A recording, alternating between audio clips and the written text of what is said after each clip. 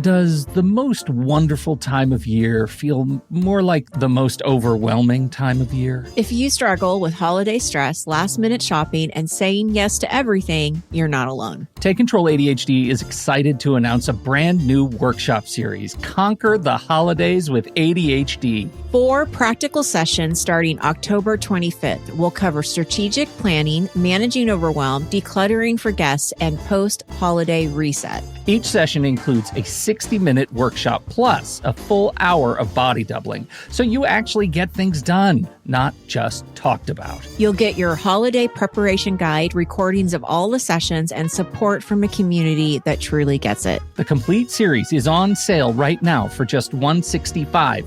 That's $75 off the regular price. Or you can grab single sessions for $50 each, $25 off the regular price right now.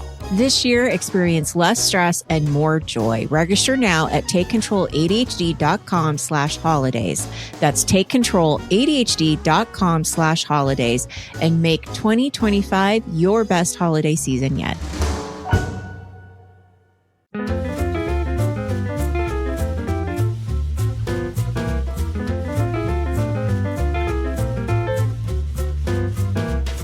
Hello, everybody, and welcome to Taking Control, the ADHD podcast on True Story FM. I'm Pete Wright, and I'm here with Nikki Kinzer.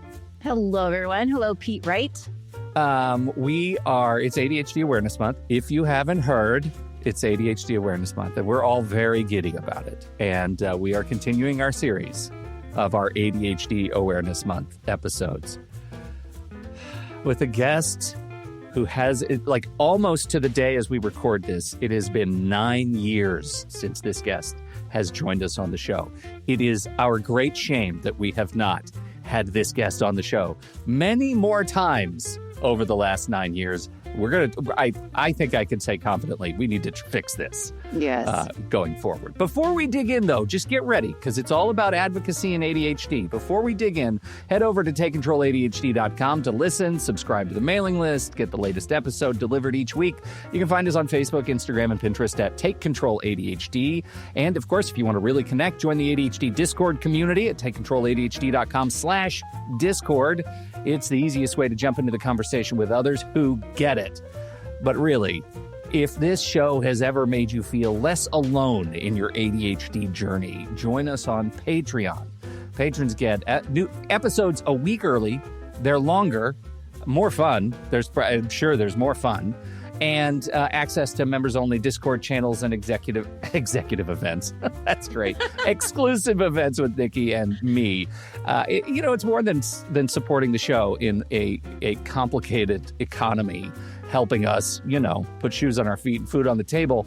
But you're really also joining this inner circle of people who really do get it. So just visit patreon.com/the ADHD podcast to learn more. And thank you for your support.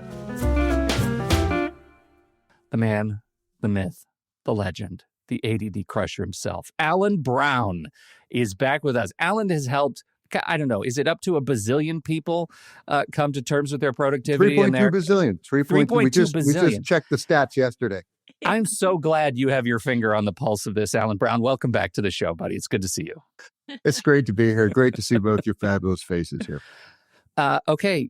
This one was a Nikki pitch. Nikki said immediately, we're going to do advocacy. So Nikki, set us up. What are we talking about today?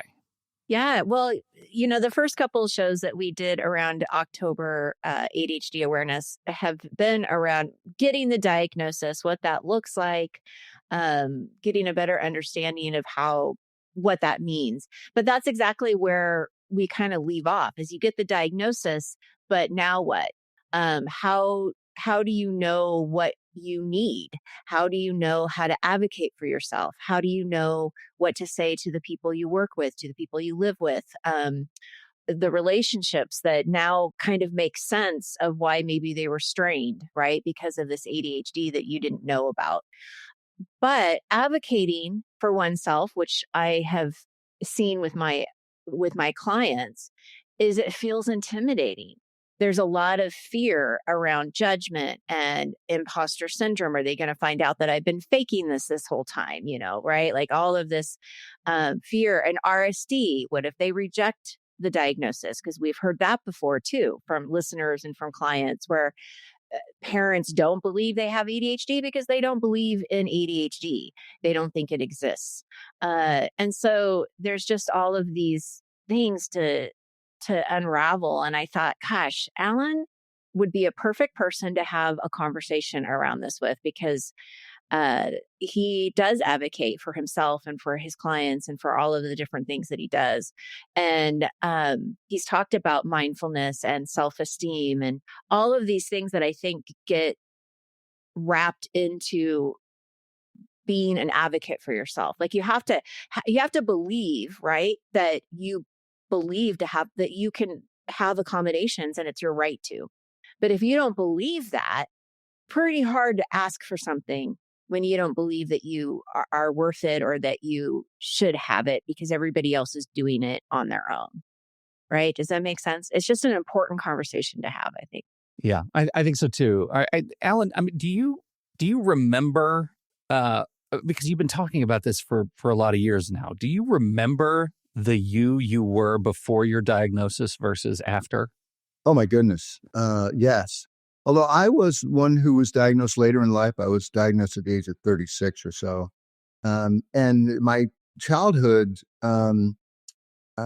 nothing really sort of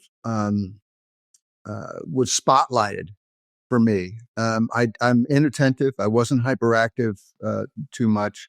I was the class clown. I think part of that was because we moved around a little bit. I was born in Florida. We spent a year in Philly, and then we moved to Jersey. And so I never really, and I think that's an important thing to remember too. And I'm really starting to put that together in my head. I never really had a connection with other kids. I always kind of felt like the outsider. But the real feelings of, oh my God, what's going on here came in my adult life, where it took me 10 years to get a 4-year degree.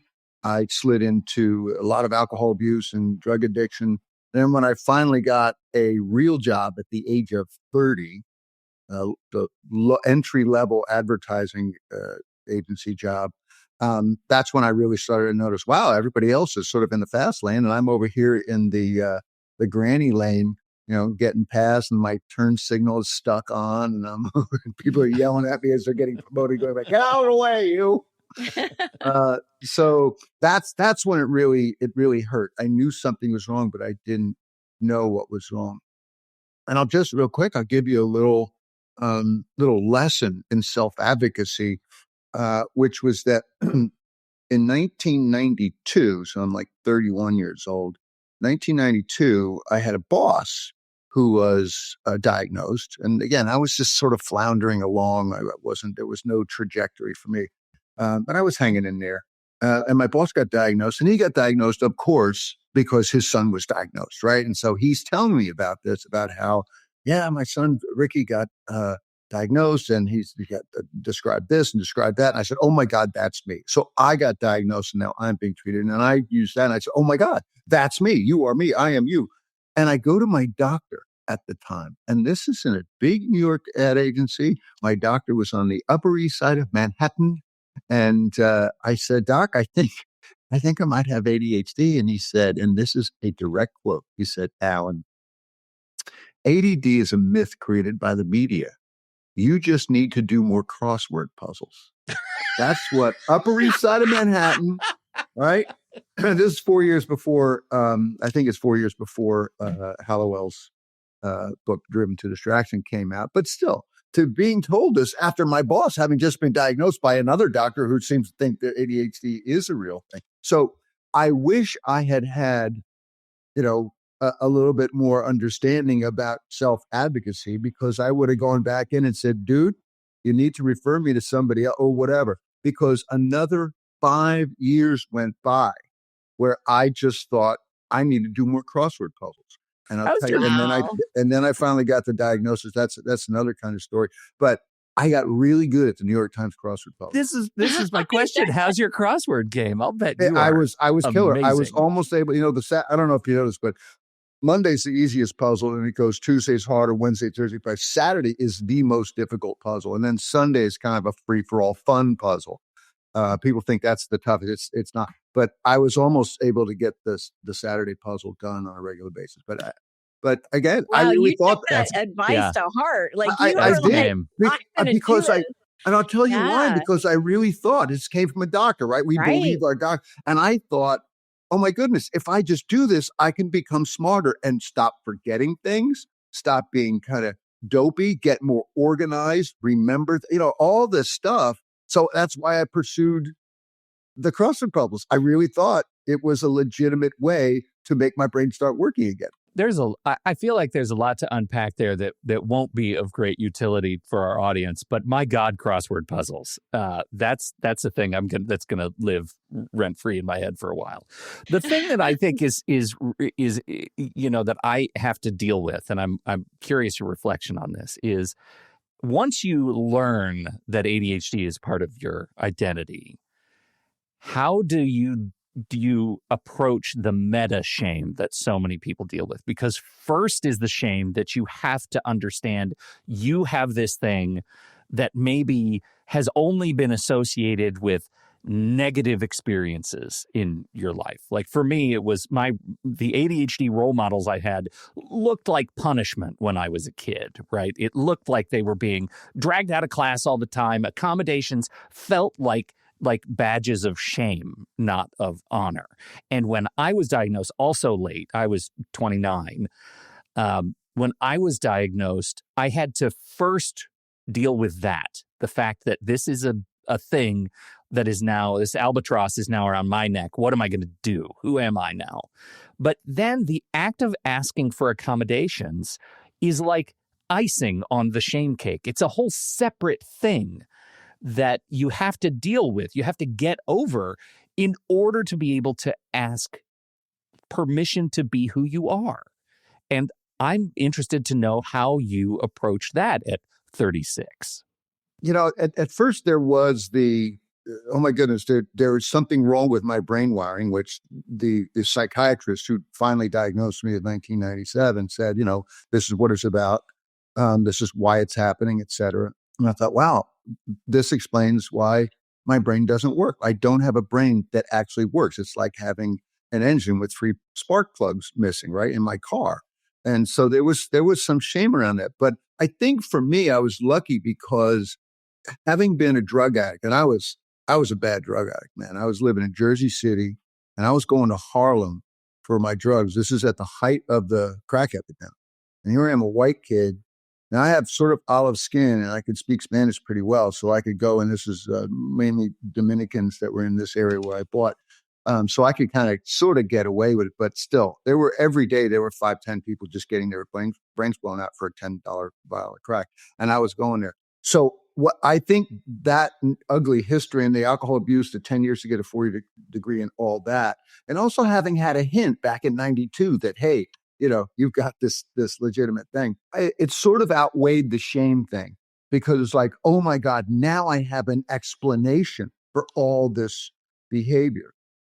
That said, I still went to the office every day and, had to fight the fight and still see all these people around me, these colleagues around me, just sort of blasting through things. Hi, Dad, I love you. Blah, blah, blah, blah. Yeah, I just got promoted, blah, blah, blah. Yes, I'm leaving the office at 4:45. Yeah, blah, blah, blah. And I'm sitting there still slugging it out until 8 p.m. or whatever. And I gradually started to put together some brain hacks and the medication. We got the right medication, all that. And that smoothed out. And I ended up really kind of being able to work smoothly and make some serious advances in the ad industry. But my sort of the shame thing was, and also the accommodation things, which I know we'll talk about. I could see, I love how you said that Pete, that the asking for accommodations was another layer of icing on the shame thing. And that was probably the only other time where I got a little bit of the shame, and we'll get to that, I'm sure. But yeah, that's my account of the shame, which thankfully was sort of mitigated by oh my God, thank God I have an explanation for this. When we were introducing you, I said mindfulness, and I realized that I meant mindset because I watched a presentation that you did. I think it was for ADA around mindset, or it might have been at the conference. I can't remember, but And you were talking about mindset with ADHD and how important, we shift that from that shame and that negative self-talk to something different. Can you talk a little bit more about like what that looks like? Because that feels like that's the grounding before you can ask for any kind of advocacy. Well, the presentation was probably 5 simple mindset shifts for more doing and less stressing. Oh, And okay. my guess is that maybe you were the host that night of the ADA webinar. Probably, yeah. And it's funny, like quick ADHD story here. So that was supposed to be my presentation to the conference last year, Oh, okay. 2024. But as always, I had my proposal already 2 months before it was due and all that. And I thought I'd submitted it. And when the notifications came out and my colleagues were saying, hey, yeah, I didn't get accepted, or yes, I will be presenting. I was like, why didn't I get?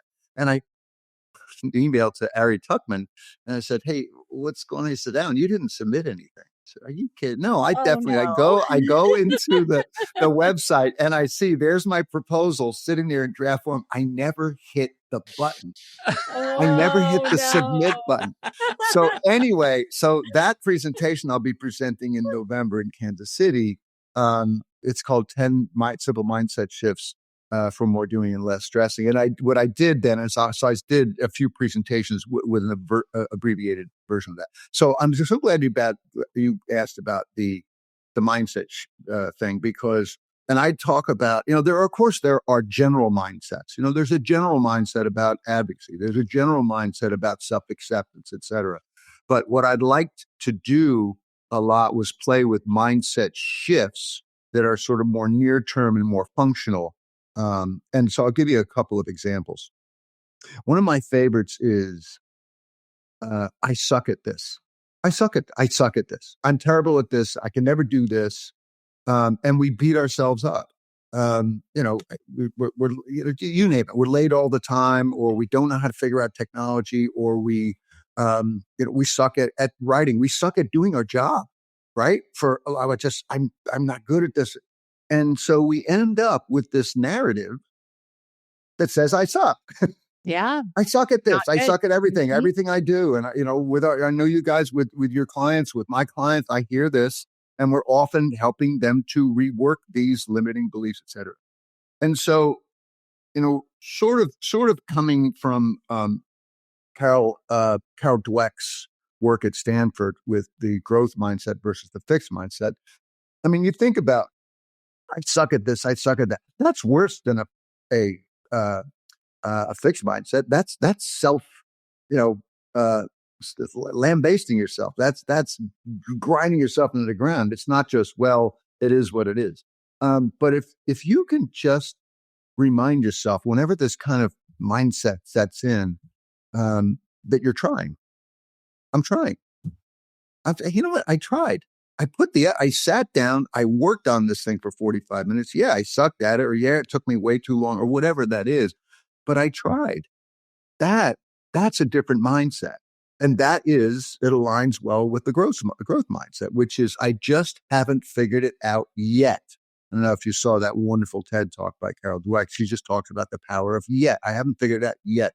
And so I just tried to use that mindset. I think you said something that triggered a thought for me, which is that the danger of something that we with ADHD tend to be very, very good at, which is expansionist thinking. Like, we're really good at seeing something and seeing all of the possibilities, right? This is fireworks. Like, we're really good at seeing this thing and what it could be and what that could be. And that's, the perils of expansionist thinking when you're stuck in an I suck mindset is how quickly you can go from I suck at this to I suck at everything. Yeah. Right? Everything that is connected to this one thing that I suck at, I am going to destroy with my great power of negativity. What did you call this? The expansionist mindset, or yeah, the expansionist the thing that, mindset. Wow, Yeah. this is possible, and look at all these possibilities, and we've got that great synaptic thinking that grabs ideas from all over, and this really sort of puts a fine point on the I suck, because we go from this, this is going to be great, I can do this, I can do that, and then we end up with ugats, and we're like, why do I get myself all hyped up about this? I end up sucking at it. And then of course we get psyched up for another thing, but that's a high low that really, really hurts. And we don't need it in our lives. We don't need it in our lives. Which, I mean, I guess that brings us back to, if I may delicately drag us back toward the idea of what advocacy can do to mitigate the I sucks. When you figure out how to get over the icing of shame of asking for it. Well, shame, and also I think from what I see from a lot of people, especially students, because I work with college students too, and one of the first questions I always ask them when I first work with them is, are you getting accommodations? And it's so surprising to me how many are not until I ask I'm advocating to advocate for them. Right? Like, let's talk about why you haven't. Let's talk about what the process is. How can I help you with this process? Because so many of them feel like, oh, I should just do it I should just be able to do this. Yes. I don't need, I shouldn't need help. I shouldn't need help. I should be able to take the test in an hour. I mean, right? Like you guys, Alan, you're like, yeah, you understand. You get it. Like, where's that coming from? Well, listen, I want to come back to where you are, but you just led me right into the other mindset shift that I wanted to talk about. Oh, good. Because it has to do with I should be able to. So the mindset shift is shifting from I should be able to do so-and-so versus I am willing to do so-and-so. And it doesn't apply so much to the everyday. What's wrong with me? Why can't I do this? Et cetera. But it's great for exercise or moving toward any goal or all the things that we think we should be able to do. And I'll just give you the simplest example. I should be able to go to the gym 4 times a week. Work out, or I should be able to run this many times a week. I should be able to clean up my diet, or I should be whatever those shoulds about, let's just say personal health.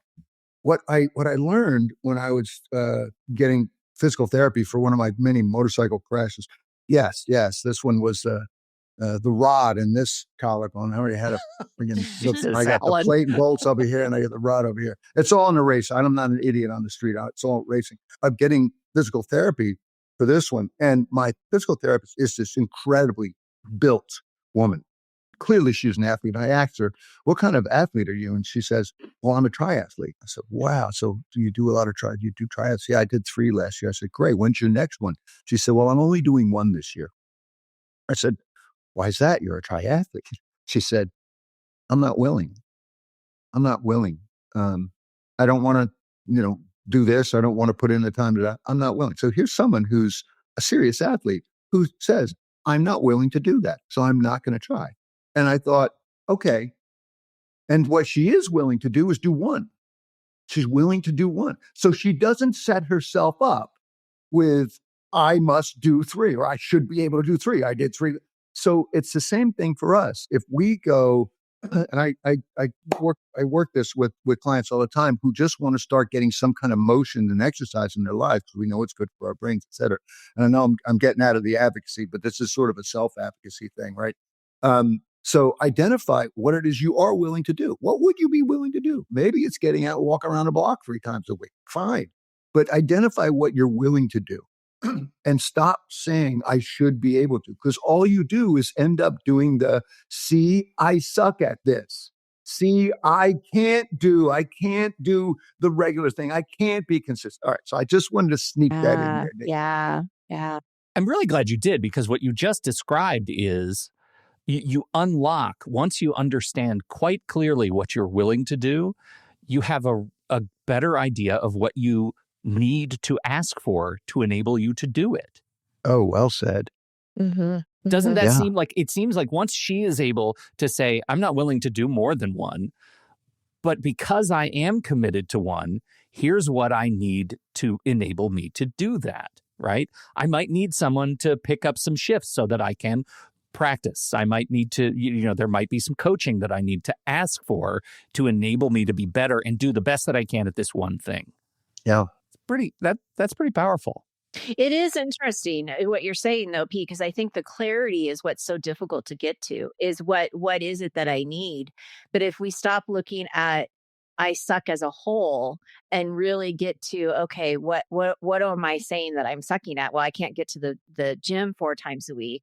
All right, wait, okay, so what are some other, what am I willing to do? Well, I can walk around my cul-de-sac, once a day. I'm willing You to do could that, aspire right? to Like, cul-de-sac. Yes. yeah, but I mean that but it does change the mindset, right? I mean, it does shift from I can't do anything to, but I am willing to do this, and I can get more clear about why I want to go to the gym 4 times a week by walking in the cul-de-sac and kind of thinking about what is my intention here, right? Like not losing the meaning of why I want to do that in the first place.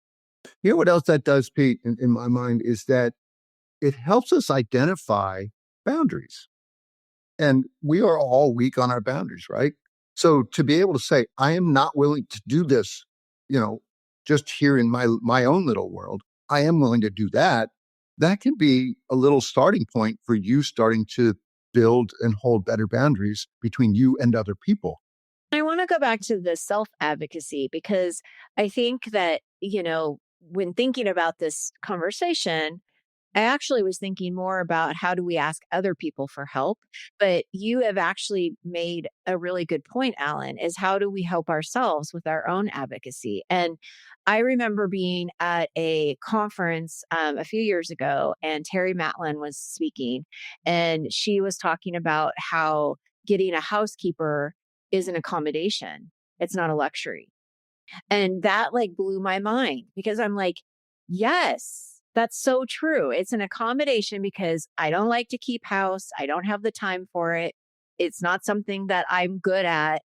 But yet, if I find somebody that can come in and help, that's an accommodation. That's advocating for myself. There's an orbit to mood that comes with offloading those kinds of things. I did the same thing with, honestly, yard care.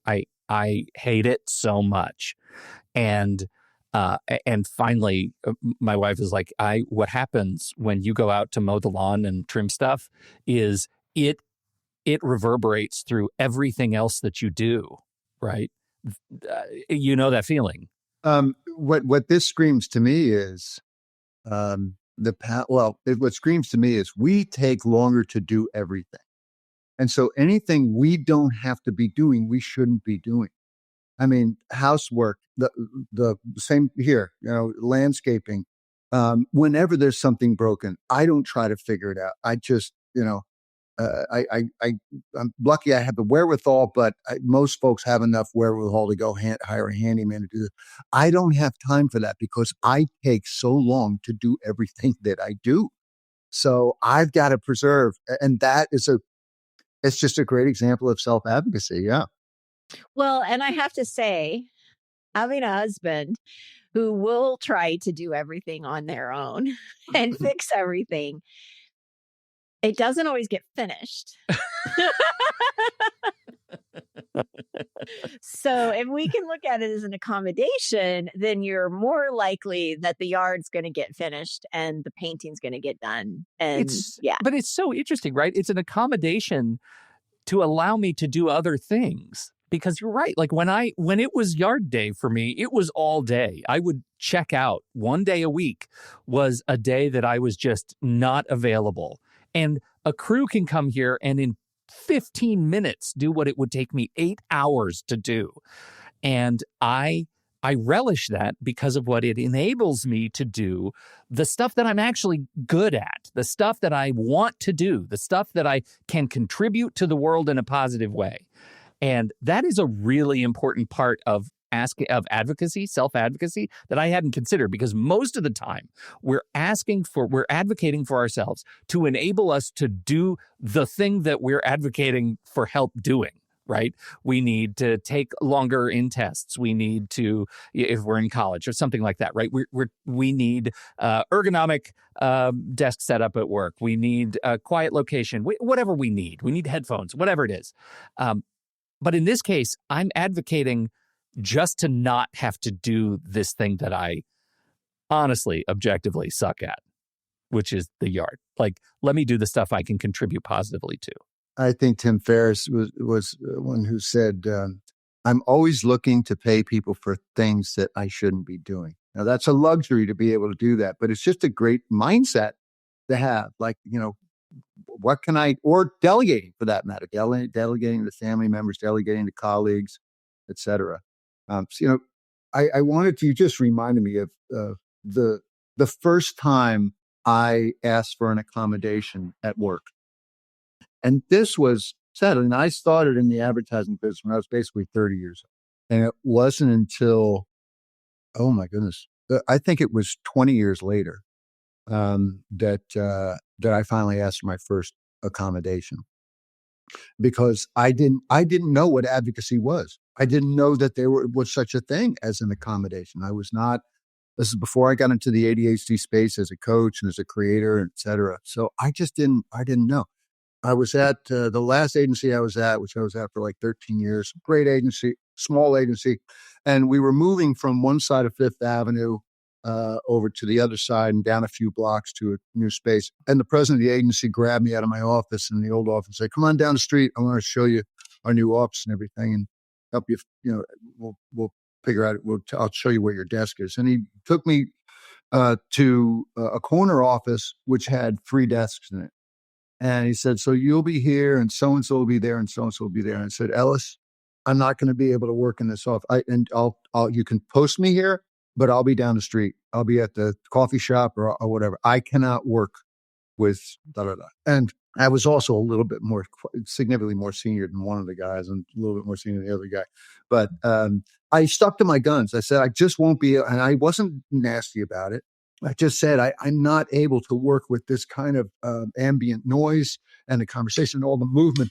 And I ended up with a huge office, a floor below that, with an amazing view of lower Manhattan. So there you go. Okay. Keep advocating for us. And you know what, really, I ended up thriving. From that point on, and it wasn't just the office, it was also because truly, and I don't like to use this word lightly, but my ADHD was really starting to get crushed. And that's what inspired the ADHD crusher thing, is that I really had it under control. I was coming into the office now at 8:30 and I was walking out at 5. And at some point I was going home to Brooklyn and working on ADHD crusher in the evening. So I was doing the startup in the evening and all that. And that having that space, that quiet space, that one accommodation made all the difference in the world for me.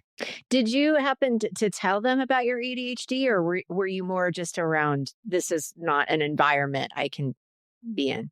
I was lucky that I was in the advertising business, because once I got diagnosed, and I didn't disclose to anybody other than people who were friends at the office. But what was kind of neat was in the advertising business, I started to see my fellow ADDers. Yeah, right. It's like Neo in the Matrix at some point, right? I started to realize that the president of my agency that I meant to mention, Ellis, that gave me the bigger office, that he was totally ADHD. But I also knew that he was able to overcome it with he just had an IQ that was out of this world. And he was able to IQ his way through things. He was sort of a mess and all that. But so I did talk about it with him in the last couple of years I was there, particularly since I learned that one of his children was diagnosed also. So we just talked, but there was never a thing where I came out and said, "Hey guys, I'm just letting you know I'm ADHD. I may need some things." Again, even at that point, I didn't really, even when I asked for that accommodation, I didn't know what accommodations were.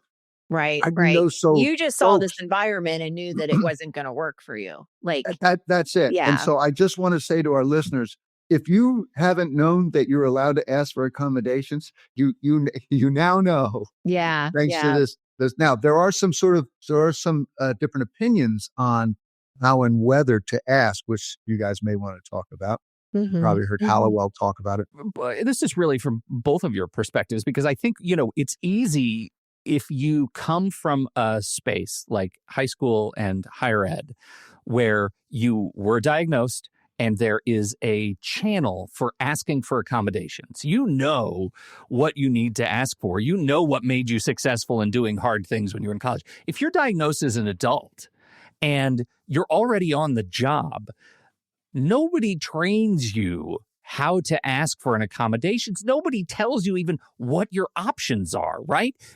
In large part, you were lucky that there was an open office a floor down below that you could be in, right? In some universe, that's like kismet, that you don't have to go through the rigmarole to get official accommodations.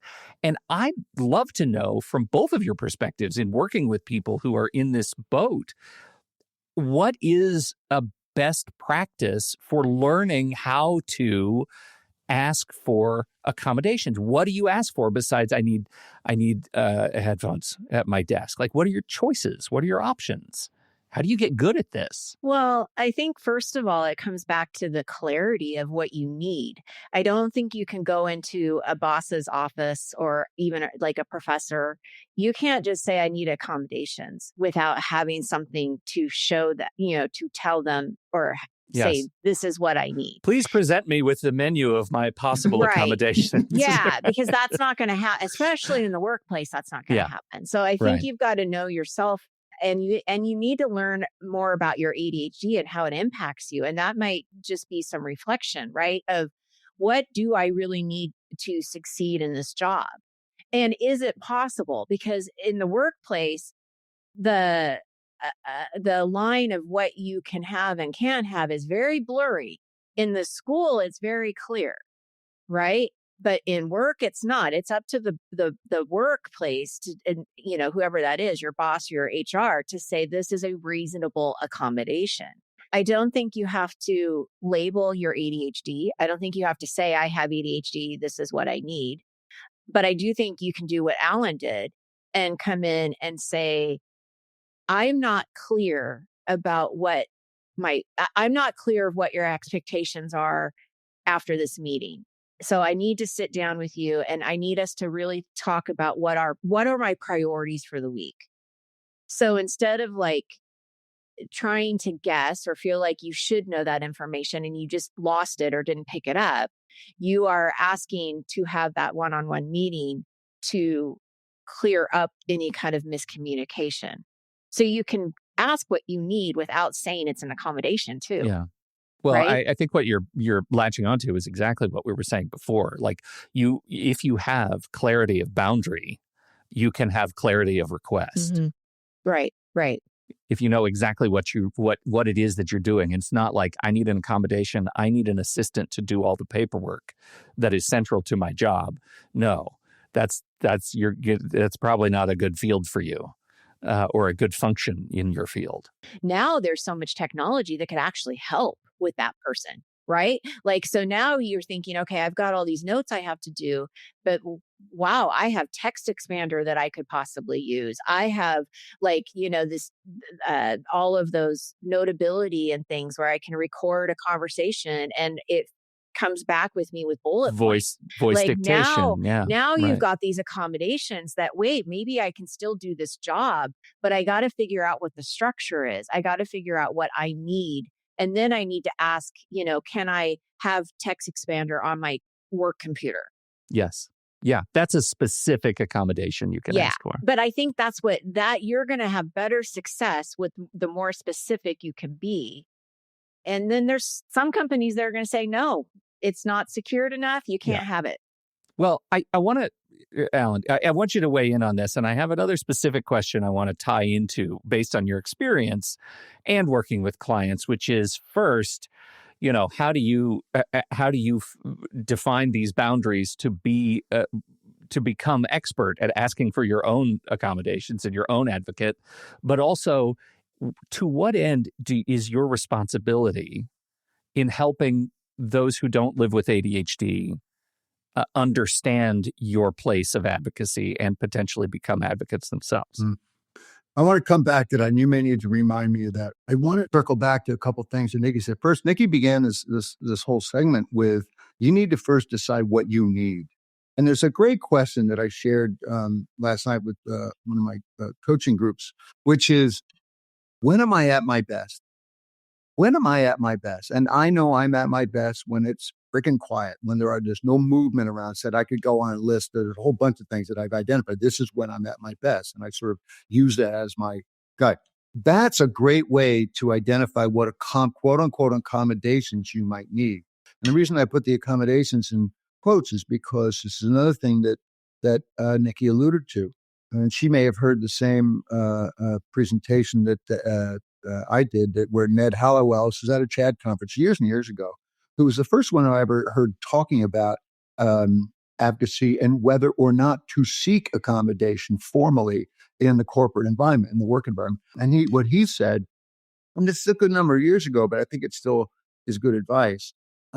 He says, you don't necessarily need to go and declare ADHD unless there is something very severe or very actionable where a company is being difficult with you for somebody because you are protected by at least in the US, by the ADA, Americans with Disabilities Act, where, if you declare your ADHD and you have a proper diagnosis, et cetera, the company is obligated, et cetera. But much like I did, where I just said, I can't work with two other people in the office. I just won't be able to. So I got the accommodation. So the thing becomes, and this is again from Hallowell, identify the things you need that will help you. And you mentioned, Pete, headphones or, certain ergonomics. Just say, hey, you know what? I work best when blank. Is there any way we could work that out so that I could have that? I would also, another little thing that I did was I would often go, this is before I got my big office, I would go and work in an empty conference room. I just let everybody, I'm going to be over there. Or I would go to the coffee, I'll be at the coffee shop next 2 hours or whatever. Of course. Yeah. I think you're hitting exactly on what I want to get to, which is, yes, advocacy for yourself at work is fuzzy. And it's also a question of base humanity at work, right? Like if you just ask for what you need as a human being, your workplace generally is going to want you to be successful and to supply you with the things that are going to make you successful. You don't have to shout from the rooftops, accommodate me and my ADHD to get those things. But the flip side of that is, is there a responsibility as somebody who is, advocating for themselves to help other people understand advocating for ADHD? Is it too cloying to call them allies for ADHD? That's a great question. I think the best thing that we can do is share our lived experience. It doesn't have to be painted in big dramatic strokes or anything, but I like telling people, for instance, that, well, first of all, I take longer to do everything because my brain is going all over the place and I have to keep dragging it back, and it takes energy and time to be able to just do that. But also, for instance, I will be reading a paragraph and then thinking, so what I'm reading a paragraph and think, okay, that maybe goes down here or something. And then I go down the page and that paragraph that was in my mind has disappeared. It's gone. I have no idea what it was I was just thinking. Now, everybody experiences this to some degree with all the information. But when that is a thing that happens 43 times a day, that's a way you could help people understand how difficult it can be. You can also talk about how, you can talk about time blindness and just explain, I can be engaged in something and completely, and I know this happens to everyone, but this happens to us in particular because of the lack of available dopamine or whatever you want to share about that. I think another real important thing to share too is the science that we know up from fMRI that shows that there is less available activity in the frontal cortex than in the neurotypical brain. That's a great thing because nobody can argue that, although some might, but that's another story. Well, I mean, those people maybe just need to do more crossword puzzles. Sorry. I can't well done, even. Pete. Well done. Even. Hey, this was great. Alan, you're great, man. Thanks for being here. Thanesse for having me. We could continue this conversation, but we need to stop at great peril to the rest of our day. But tell you're always up to so much. Just give us what are you working on right now? What do you want to plug? Well, I definitely want to plug the conference. I'm finishing up. I'm tidying up my PowerPoint because it was already written a year ago. Yes, that's right. You are well prepared. So listen, we are, the three of us, big advocates for the ADHD conference that's happening in Kansas City. It's the best thing you can do as an ADDer. There's also a virtual conference in February that was just announced. So just if you can't make it in person. But I'm doing a lot of writing. I'm actually working on my presentation for next year, which is going to be about ADHD and our low self-esteem. Other than that, you can find me at addcrusher.com, and that's where you can also get a couple of real cool freebies. I've got an ebook that many of you have heard about already, and Nikki's probably heard about it 83 times, which is 5 things we're doing every day that make our ADHD worse. And trust me, we're doing them all. I share ways to stop doing those. And that's at addcrusher.com is where you can find me, and feel free to shoot me an email and yell at me if you want. Right. Links in the show notes. Thank you so much. Thank you, guys. Thank you, everybody, for downloading and listening to the show. As always, we appreciate your time and your attention. Don't forget, if you have something to contribute to the conversation, head over to the Show Talk channel. That's where we'll be in the Discord server. You can join us right there by becoming a supporting member at the deluxe level or better, patreon.com/the ADHD Podcast. On behalf of Nikki Kinzer and Alan Brown, I'm Pete Wright, and we'll see you right back here next week on Taking Control, the ADHD Podcast.